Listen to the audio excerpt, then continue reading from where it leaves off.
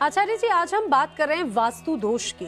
कुछ लोग अपना घर बनवाने के बाद भी उसका सुख नहीं ले पाते, या फिर कई ऐसे लोग होते हैं जो नए घर में जाने के बाद में भी गंभीर संकटों से जूझते रहते हैं। आपसे ये जानना चाहेंगे कि आखिर ऐसा क्यों होता है, क्या इसके लिए भी कोई उपाय किए जाने चाहिए?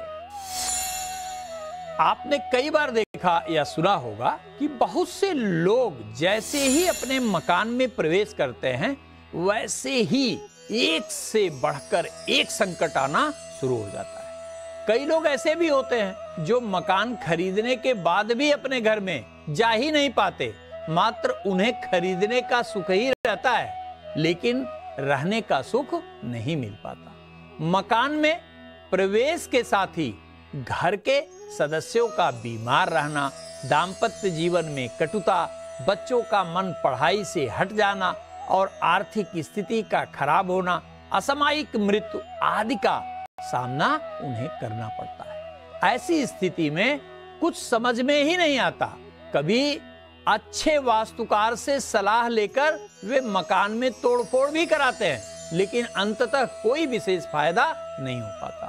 यदि ऐसी स्थिति बन जाए तो क्या करना चाहिए? देखिए दर्शकों, अगर ऐसी स्थिति बन रही है तो यह बिल्कुल साफ है कि भवन में गंभीर वास्तु दोष है।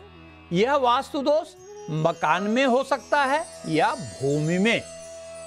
मैंने अपने अनुभव में यह पाया है कि इस प्रकार के भवन में अधिकांशतः भूमि में ही गंभीर दोष होता है। देखिए, इसका सबसे उत्तम बचाव तो यही है कि जितना जल्दी हो सके मकान को बेच देना चाहिए, क्योंकि आप कितना भी दीवारों को तोड़े फोड़ेंगे लेकिन उससे कोई लाभ नहीं होगा। अब दूसरी स्थिति में यदि आप मकान को किसी कीमत पर नहीं छोड़ना चाहते, उसे कोई इमोशन इन्वॉल्व है या कोई और बात है, तो आपको सबसे पहले शुभ मुहूर्त देखकर वास्तु देवता का विधिवत पूजन कराना चाहिए। वास्तु पूजन में भूमि दोष निवारण पूजा सबसे पहले कराना चाहिए। आचार्य जी, ये तो बात राशिफल की हुई, लेकिन आपसे ये भी जानना चाहेंगे कि घर के वास्तु दोष को दूर करने के लिए वो कौन से उपाय हैं जो करने चाहिए?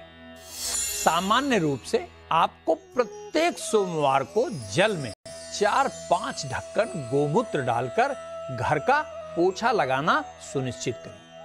प्रतिदिन सायंकाल घर के ईशान कोण में घी का दीपक जलाइए।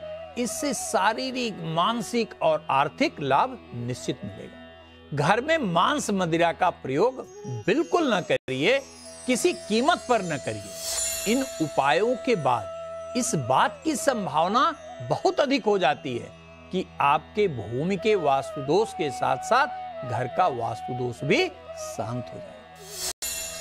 आचार्य जी, अगर घर में वास्तु दोष है और वो संकट पैदा कर रहा है, तो इसके लिए समाधान का महामंत्र क्या है? देखिए, यदि आपके भूमि में दोष है तो आप कितना भी टूट फाट करते रहेंगे, कोई फायदा नहीं होगा। इसके लिए क्या करना चाहिए, आप ध्यान से सुनिए। अच्छा सा मुहूर्त देखकर श्री दुर्गा सप्तशती का 51 पाठ कराकर नवारण मंत्र ऐं ह्रीं क्लीं चामुंडाय बिच्चे से हवन करा दीजिए, निश्चित लाभ हो जाएगा। गृहस्वामी एवं गृह स्वामिनी को नियमित रूप से महादेव शिव शंकर दानी करहु कृपा शिव सहित भवानी का कम से कम 11 बार निश्चित पाठ करना चाहिए। इससे वास्तु दोष समाप्त हो जाता है।